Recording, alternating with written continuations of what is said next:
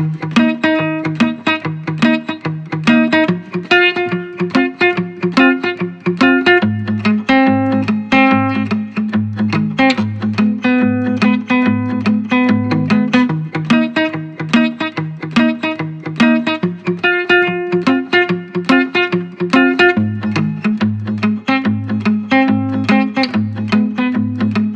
పేరు రత్న, ఈ సినిమాకి డైరెక్టర్ని.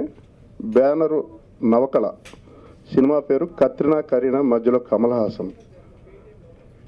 ఈ సినిమా మేము చాలా అవస్థలు పడి గందరగోళం అయ్యి చాలా ఇబ్బందులు పడి మొత్తానికి సినిమా కంప్లీట్ చేశాము. ఎందుకోసమంటే ఈ సినిమాలో మేము ఆల్రెడీ 2 హీరోలు పెట్టాం. ఫస్ట్ ఇంతకు ముందు ఒక హీరో ఫెసిలిటీస్ ప్రాబ్లం వల్ల అంటే ఒక 4 రోజులు షూటింగ్ జరిగితే ఆగిపోవడం జరిగింది. తర్వాత ఇంకొక హీరోతో 16 రోజులు షూటింగ్ చేసాము. అతను కూడా ఫెసిలిటీస్ విషయంలోనే అది ఇది అని అంటే ముందు మాట్లాడుకున్నాం, అన్ని పద్ధతిగా మాట్లాడుకున్నాం, అన్నీ అయింది. తర్వాత అతను కూడా మరి అతను ఆబ్లిగేషన్స్ రకరకాల ఇష్యూలు వచ్చేసరికి మళ్ళీ తట్టుకోలేమని చెప్పేసి 16 రోజులు షూటింగ్ చేసి అదంతా వెర్షన్ పక్కన పెట్టడం జరిగింది. ఫైనల్గా శశాంక్ మౌళి అనే ఆయన్ని సెలెక్ట్ చేసి పెట్టుకున్నాము. ఈ క్రమంలో చాలా టైం అయిపోయింది, చాలా అమౌంట్ కూడా కిల్ అయిపోయాము. అటువంటి ఇబ్బందులన్నీ ఎదుర్కొని ఫైనల్గా ఇప్పుడు అనుకున్న ఆర్టిస్టులతో ఫుల్ ఫ్లెడ్జ్డ్గా సినిమా కంప్లీట్ చేసి మేము సెన్సార్ దగ్గరికి వెళ్ళేసరికి మాకు అక్కడ భయంకరమైన చుక్కలు కనిపించాయండి. జనరల్గా హేలీతో ఒక చుక్క 75 సంవత్సరాలకు ఒకసారి కనిపిస్తుందంట, కానీ మాకు సెన్సార్ వాళ్ళు 2 వెర్షన్స్లో 2 హేలీలు చూపించారు ఒకే ఇయర్లో. ఎట్లాగంటే ఫస్ట్ ఈసీకి మేము సబ్మిట్ చేసి వెళ్ళాము. వెళ్ళిన తర్వాత ఆ ఈసీలో ఆఫీసరు 4 మెంబర్సు సినిమా చూశారు. చూసిన తర్వాత పిలిచారు, మాట్లాడారు. మీ సినిమా సెన్సార్ రిజెక్ట్ చేస్తున్నామండి అన్నారు. కారణం ఏంటని నేను అడిగాను. అడిగితే అందరికీ తెలిసిన కారణమే అన్నారు ఆయన. అదే ఏంటండి అని అంటే అదేంటి అందరికీ తెలిసిన కారణమే అన్నారు మళ్ళీ ఆయన. ఆ కారణం ఏంటో నాకైతే తెలియలేదు మరి. అంతలో ఒక మెంబర్, ఒక లేడీ, ఒక ఆమె కలగజేసుకుని అసలు ఈ సీన్స్ ఏమిటి, ఈ సీన్స్లో ఈ డైలాగ్స్ ఏంటి, అసలు ఎంత ఇబ్బంది అండి సినిమా చుట్టూ, ఎంత కష్టమైపోయింది అందామె. మేమేమన్నా సజెషన్స్ ఏమన్నా తీసుకోవాలో తెలీదు. ఫైనల్గా అట్లా చెప్పేశారు, బయటకు వచ్చాము. అయిపోయిన తర్వాత నెక్స్ట్ ఒక ఈసీ నుంచి ఆర్సీకి సబ్మిట్ చేశాము. వాళ్ళు ఒక 15 రోజుల తర్వాత వీలు చూసుకుని సినిమా చూశారు. 8 మెంబర్సు చైర్మన్. వాళ్ళు కూడా అయిన తర్వాత పిలిచారు. వెళ్ళి కూర్చుని ఏమిటండి ఈ విషయం అని అంటే వాళ్ళు ఈసీలో లాగానే ఆర్సీలో కూడా ఈ సినిమాని రిజెక్ట్ చేస్తున్నామండి అన్నారు. కారణం ఏంటి అంటే మీరు ఫర్దర్ స్టెప్కి వెళ్ళిపోండి అని ఒక మాట చెప్పి క్లోజ్ చేశారు వాళ్ళు. ఇక మాకు అనిపించింది మేము ఇంత సెన్సార్ వాళ్ళకి ఇంత దారుణమైన ఫీల్ కలిగిన సినిమా తీసామా అని మాలో మేము తర్కించుకోవడం అయింది. చాలా బాధపడ్డాము.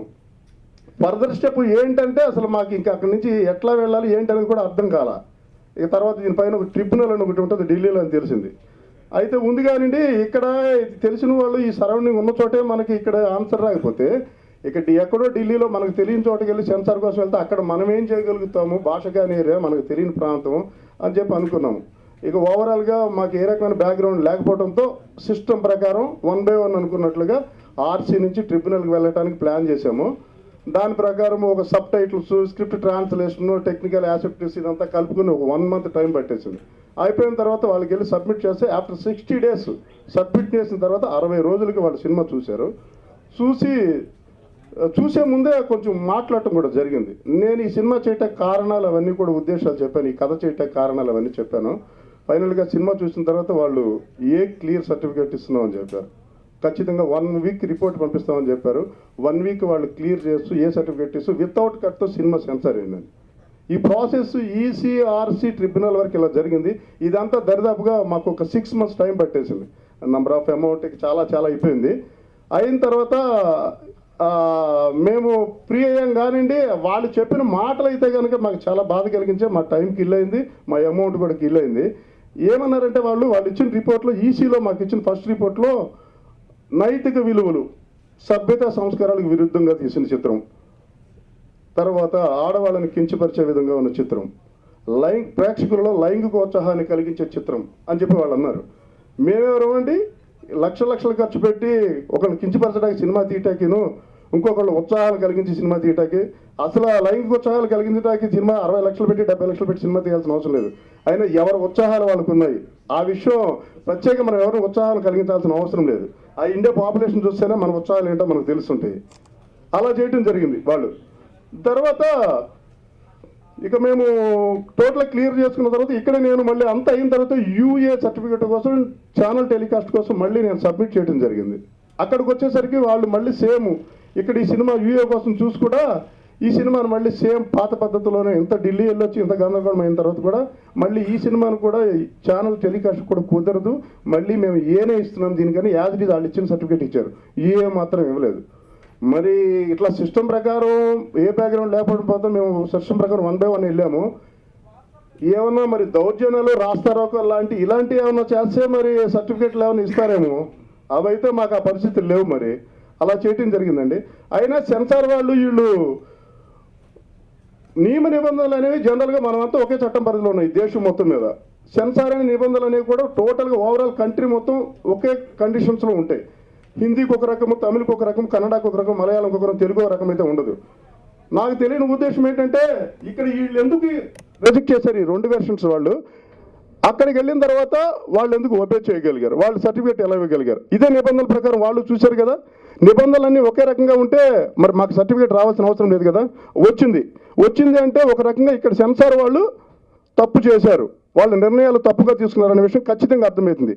వీళ్ళు తప్పు చేసిన వాళ్ళతో సమానం. ఒక రకంగా ఎవరిష్టం వచ్చినట్టు వాళ్ళు పేజీలు రిపోర్టులు రాసేసి ఈ సెన్సార్ మెంబర్స్ జనరల్గా రోజు వాళ్ళకి ఇంట్లో ఏదైనా పర్సనల్ ప్రాబ్లమ్స్, హెడేక్స్ ఉంటే ఆ ఫీలింగులతో కనుక ఆ రోజు కనుక సినిమా సెన్సార్కి వస్తే ఆ రోజు ఎవరి సినిమా సెన్సార్ ఉంటే వాళ్ళు బలైపోయినట్లే లెక్క.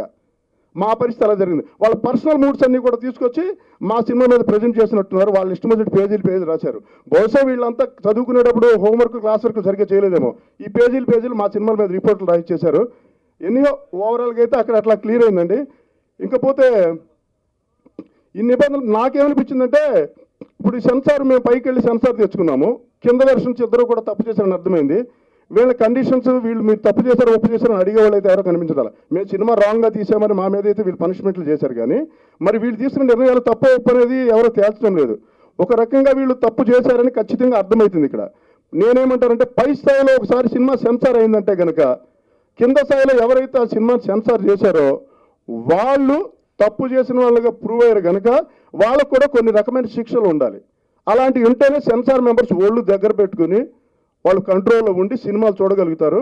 మాలాంటి వాళ్ళు ఇబ్బంది లేకుండా నెలలు డబ్బులు వృధా కాకుండా జరగడం వీలేదు. కంపల్సరీ వాళ్ళకి తప్పు చేశారంటే వాళ్ళకి శిక్షలు ఉండాలి వాళ్ళకు కూడా. అప్పుడు వాళ్ళు కంట్రోల్ పెట్టుకుని నిర్ణయాలు తీసుకోగలుగుతారు కదా. లేకపోతే ఇష్టానుసారం నిర్ణయాలు తీసుకుంటారు, వాడైతే ఏమైంది వీడైతే ఏమైందని. ఇవి కూడా ఎక్కువగా జరిగేదన్నీ కూడా అందరికీ తెలిసిన విషయమే. చిన్న సినిమాల మీద ఇలాంటివి జరుగుతుంటాయి. ఏ బ్యాక్గ్రౌండ్ లేదు, మాట్లాడలేరు, ఏమీ చేయలేరు కనుక రెగ్యులర్ ప్రాసెస్లో ఉన్నవాళ్ళు ఏ పద్ధతిలో కావాలో ఆ పద్ధతిలో చేసుకుంటూ వెళ్ళిపోతుంటారు. వాళ్ళకి బాగానే జరుగుతుంది. నా ఉద్దేశం అయితే ఒకటేనండి, వీళ్ళు సెన్సార్ వాళ్ళు సినిమాలకు ఒక రకంగా ఉరి శిక్షలు వేస్తున్నారు. ఏ రకంగా అంటే రిజెక్టెడ్ సినిమా, రిఫ్యూజల్ సర్టిఫికేట్, ఈ పదాలు ఏంటండి? అలా చేస్తే సినిమాలు ఎక్కడ బయటకు వస్తాయండి? ఉరి శిక్షలు అనాలి. ఎందుకోసమంటే నాకు ఈసీలో సినిమా రిజెక్టెడ్ అన్నారు, ఆర్సీలో కూడా రిఫ్యూజల్ అనేది చేశారు. ఒక రకంగా ఉరిశిక్ష పడిపోయింది సినిమాకి. సపోజ్ బయట ట్రిబ్యునల్ అనేది లేదనుకోండి, నా సినిమా ఎట్లా ముందుకెళ్ళేదండి? అక్కడ ఆగిపోయేది. అంటే మేము సినిమా మూల పెట్టుకుని కూర్చోవాలి. సినిమా అనేదానికి చూసి నిజంగా అభ్యంతరాలు ఏమన్నా కనుక నిర్మాణాత్మకంగా కొన్ని వాళ్ళకి కరెక్ట్ అనిపించకపోతే ఆ కట్స్ ఇవ్వండి. మీకున్న పరిధులు అయితే లేదా యూపీఏ లేదా ఏ సర్టిఫికేట్ అని ఇస్తారు. చూసేవాళ్ళు ఎవరికి వాళ్ళే నిర్ణయించుకుంటారు. ఇది మనకు సంబంధించిన సర్టిఫికేట్, ఇది మనమే చూద్దాము, ఇది మనది, మనం వెళ్ళకూడదని ఎవరి నిర్ణయాలు వాళ్ళకు ఉంటాయి. సినిమా చూసే వాళ్ళకి అన్నీ తెలుసండి, ఏది చూడాలో ఏది చూడకూడదని. ఎన్నో సినిమాలు అడల్ట్ మూవీస్ ఏ సర్టిఫికేట్ సినిమాలు వచ్చినాయి. ఆ సినిమా హాల్కి ఏ అమ్మాయి కూడా ఓ రోజు టికెట్ తీసుకుని దారి తప్పి సినిమా హాల్లోకి వెళ్ళిపోయిన సంఘటనలు ఇక్కడ లేవు. ఊర్లో ఉన్న పల్లెటూరులో వాళ్ళు చదువులేని అమ్మాయిలకు వాళ్ళకు కూడా తెలుసండి, మనం ఈ సినిమా మనది కాదు, మనం వెళ్ళకూడదనే విషయం. అలాంటి వాళ్ళకి తెలిసినప్పుడు జనరల్గా సర్టిఫికేట్ ఇష్యూ చేస్తే మిగతా వాళ్ళు ఎందుకు వెళ్తారు, ఎందుకు బాధపడతారండి? అలా జరిగేది కదా. కానీ వీళ్ళైతే వీళ్ళు ఇష్టం వచ్చినట్లు ఇలా నిర్ణయాలు తీసేసుకున్నారు. అయినా 2 గంటల సినిమా ఎఫెక్షన్ అనేది, ఎమోషన్ అనేది ఆ 2 గంటల ప్లేలోనే ఆ విషయం అక్కడ చూసి జనాలు థియేటర్లో నుంచి బయటకు వచ్చేటప్పుడు అది మర్చిపోయి బయటకు వచ్చేసారండి. ఆ ఫీల్ అంతా డోర్ బయటకు వచ్చేటప్పుడు ఆ డోర్ దగ్గర వదిలేసి హాల్లో నుంచి బయటకు వచ్చేస్తారు. సినిమాలో చూసిన ఎమోషన్స్ అన్ని బయట ప్రజెంటేషన్లోకి చేయరు. అలాగే లోపల ఉన్న దేవుని సినిమాలో దాడులు చేసే సంఘటనలు జరిగితే అవన్నీ చూసేసి సినిమాలో ఉన్న థియేటర్లో ఉన్న వేరే వాళ్ళ మీద దాడులు చేయరు. అలాగే వేరే వేరే ఇంకా రొమాంటిక్ సీన్స్ ఉంటాయి, అవి చూసేసి వేరే వాళ్ళ మీద పడిపోయి దాడులు చేసే పరిస్థితి, అలాంటివి ఏం చేయాలి, ఒకళ్ళ మీద ఒకళ్ళు పడిపోవడం జరిగింది. ఎవరి పరిధులు వాళ్ళకు ఉంటాయి. సినిమాలు చూసే వాళ్ళకి ఖచ్చితంగా వాళ్ళకు ఒక నిర్ణయం ఉంటుంది, వాళ్ళకి వ్యవహారాలు చేయొచ్చు. సపోజ్ రాకెట్ సినిమాలు చూసి నిజంగా చెడిపోతారు, సినిమాలు చూసి ఇబ్బంది పడిపోతారు, సొసైటీ సర్వనాశనం అయిపోతుంది వీళ్ళు అనుకుంటే కనుక రాకెట్ ప్రయోగాల మీద ఎన్నో సినిమాలు వచ్చుంటాయి. ఆ సినిమాలను చూసేసిన ప్రేక్షకులు బయటకు వచ్చేసి రాకెట్ ప్రయోగాలు చేశారు కదా. అలాగే అరాచకాలు అరికట్టే వాటి మీద సినిమాలు చాలా వచ్చినాయి. ఆ సినిమాలు చూసిన ప్రేక్షకులు బయటకు వచ్చి అరాచకాలు అరికట్టే కంకణం కట్టుకుని తిరగరు కదా. సో లిమిట్ అనేది ఆడియన్స్ ఖచ్చితంగా తెలుసండి, ఒక విలేజ్లో ఉన్న వాళ్ళకి కూడా తెలుసు. అనవసరంగా వీళ్ళే రాద్దతం చేస్తున్నారు. అసలు డబుల్ మీనింగ్ అనే విషయం మాట్లాడితే వీళ్ళు ప్రతిదీ డబుల్ మీనింగ్ ఫీల్లో వస్తున్నారు. మన సెన్సార్కి వచ్చే ముందే ఏమేం కట్ చేద్దాము, ఏమేం తీసేద్దాము, మన దగ్గర ఉన్న కత్తులు కడాలు అన్నీ వేసుకుని వీళ్ళు సెన్సార్ ఆఫీస్కి వచ్చేస్తున్నారు. వచ్చిన దగ్గర నుంచి లేని దాన్ని కూడా వీళ్ళు డబుల్ మీనింగ్ ఫీలింగ్ కలగజేసుకుని అంతే డబుల్ మీనింగ్ యాంగిల్ వీళ్ళు చూస్తున్నారు. ప్రేక్షకులు చాలా లైట్ తీసుకుంటారండి. నేను చిన్న ఎగ్జాంపుల్ చెప్తానండి. ఒక గుడి దగ్గరకు వచ్చి ఒక భక్తురాలు వచ్చి ఒక పూజని ఇంకొంచెం ప్రసాదం పెట్టండి అని అంటే ఏంటండి పెట్టేది అని వీళ్ళు ఫైనల్గా వీళ్ళు మమ్మల్ని క్వశ్చన్ చేసే పరిస్థితి వస్తుంది. ఏం పెట్టమంటారండి? అది పూజ ఎలా అవుతుంది? అది డబుల్ మీనింగ్. అది మీరు చూసే యాంగిల్ బట్టి ఉంటుంది. ప్రతిదీ కూడా మీరు అలా రాంగ్ యాంగిల్ ఆలోచన రాంగ్ యాంగిల్ అని ఉంటుంది. ఫైనల్గా నేను చెప్పేది ఒకటేనండి, ఏంటంటే సినిమా అనేదానికి సర్టిఫికేట్ రెఫ్యూజల్ అనే పదాన్ని తీసేయండి దయచేసి. అభ్యంతరాలు ఉంటే కట్స్ ఇవ్వండి, అవి ఆమోదించుకుంటారు. మీరు ఇచ్చిన సర్టిఫికేట్తో సినిమా రిలీజ్ చేసుకుంటారు. ఏవి చూడాలో ఏవి చూడకూడదు అనేది ప్రేక్షకులు డిసైడ్ చేసుకుంటారు. అది మాత్రం చేయండి. తర్వాత ఏంటంటే సెన్సార్ వాళ్ళకి పరిధులు లేకపోవడం వల్ల వాళ్ళు ఇష్టానుసారం నిర్ణయాలు తీసుకుంటున్నారు కనుక వాళ్ళు కూడా దుందుడుకుగా సరైన నిర్ణయాలు తీసుకోకపోతే పై స్థాయిలోకి సినిమా వెళ్ళి సెన్సార్ పొందితే కింద స్థాయిలో ఎవరైతే ఆ సినిమాను స్క్రూటినీ చేశారో వాళ్ళకి కఠినంగా పనిష్మెంట్స్ ఉండాలి. ఉంటే వాళ్ళు అప్పుడు ఒళ్ళు దగ్గర పెట్టుకుని ఖచ్చితంగా నిర్ణయాలు తీసుకుంటారు. ఇలాంటి మిగతా వాళ్ళకి ఎవరికి రాకుండా ఉండాలని ఇది చాలా ముఖ్యమైన అంశము. ఒక రకంగా చూస్తే ఆడవాళ్ళ పాయింట్ ఆఫ్ వ్యూలో ఇది ఒక పెద్ద సమస్య. ఈ రోజున సొసైటీలో ఇది ఒక పెద్ద పరిష్కరించుకోవాల్సిన సమస్య. ఈ విషయం గురించి మేము సినిమా తీసాము. ఇది వాళ్ళకి మాత్రం వేరే యాంగిల్లో కనిపించింది. నేను ఈ కథ అనుకున్న తర్వాత నేను ఎవరి దగ్గర ఈ సినిమా గురించి నేను టాపిక్ చేసిన ఈ సినిమాలో సెంట్రల్ ఏడే చెప్పిన ఒక్కొక్కరు వాళ్ళకి సంబంధించిన వాళ్ళ చుట్టుపక్కల ఉన్నాయి 4-5 ఉదాహరణలు చెప్పుకుంటూ వచ్చారు. ఈ సినిమాలో సెంట్రల్ ఏడే ఏంటంటే ఫైనల్గా పెళ్లికి మొగుడు మాత్రమే కాదు కావాల్సింది, ఆ మొగుడు మగాడు అయి ఉండాలి అని ఒక అమ్మాయి చదువుకున్న అమ్మాయి అనుకుని ఉంటుంది. అది సెంట్రల్ లైన్ అండి ఈ సినిమా. ఈ బేస్ మీద సినిమా తీసాము.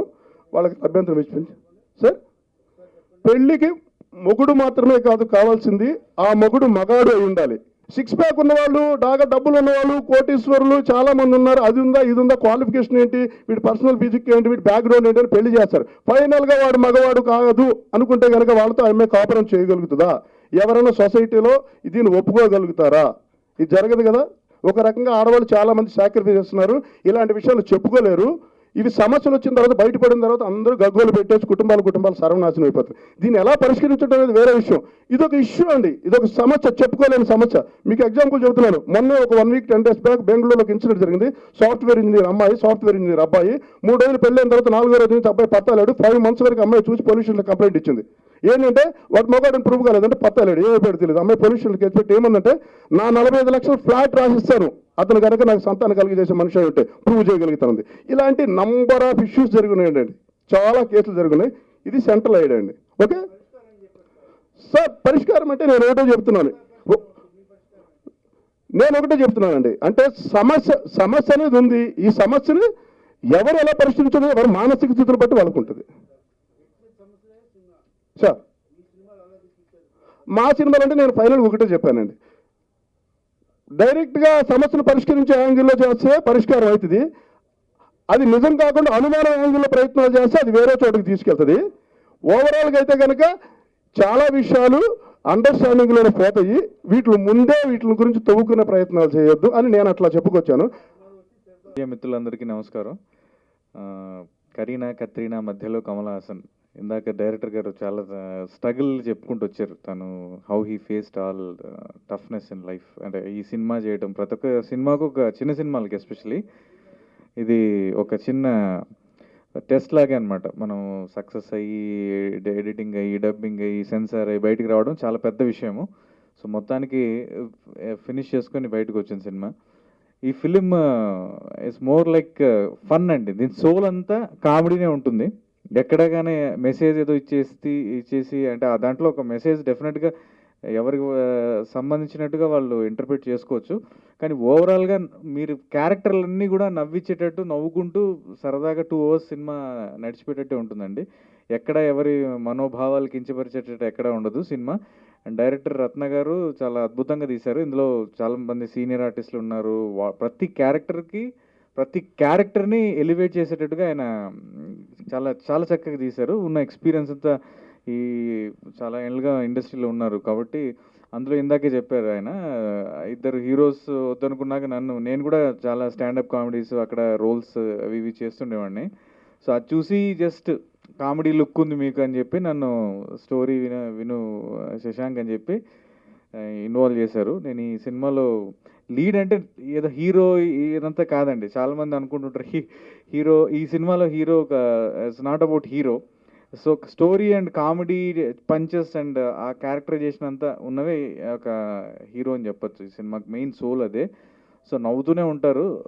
ఎందుకంటే మేము ఎడిటింగ్ చేస్తున్నప్పుడు ఎడిట్ సూట్లో కానివ్వండి, డబ్బింగ్ వాళ్ళు కానివ్వండి, డైలాగ్స్ గుర్తుపెట్టుకొని మరీ అనుకుంటూ నవ్వుతుండేవాళ్ళు అనమాట. సో అది చిన్న positive motivation it self says okay, మనం కాసేపు ఎంటర్టైన్ చేయడానికి ఇందులో డెఫినెట్గా ఎంజాయ్ చేసేటట్టే ఉంది.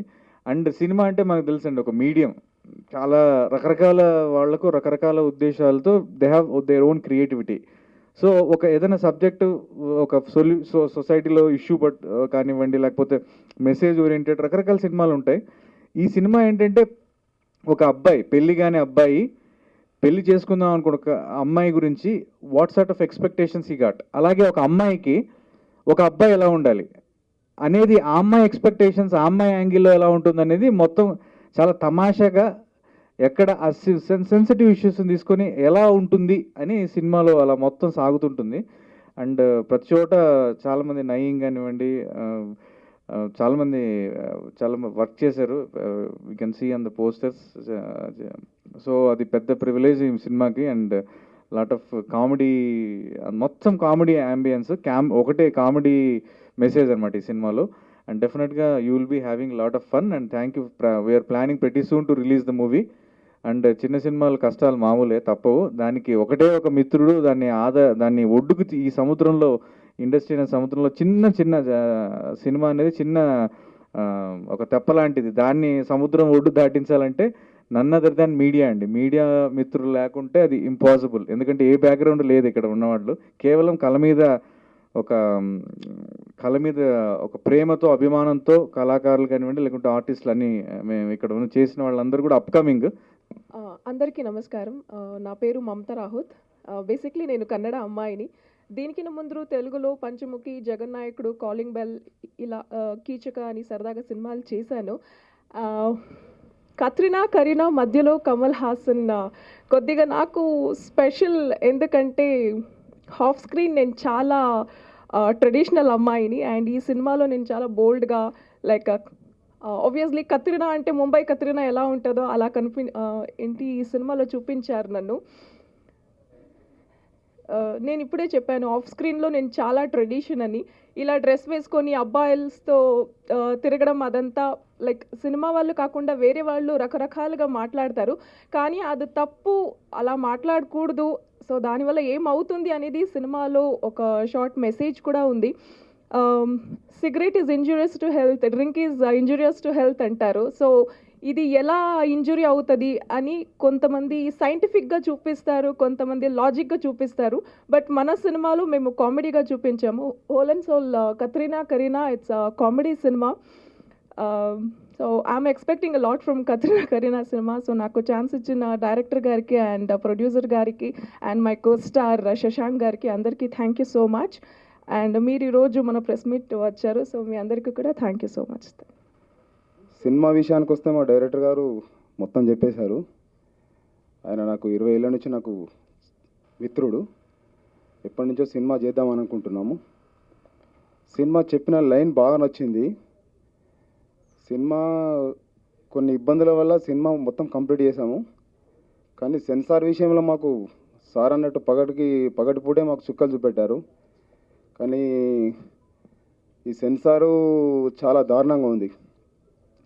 కానీ ఇటువంటి ఇబ్బందులు ఎవరికి జరగొద్దు.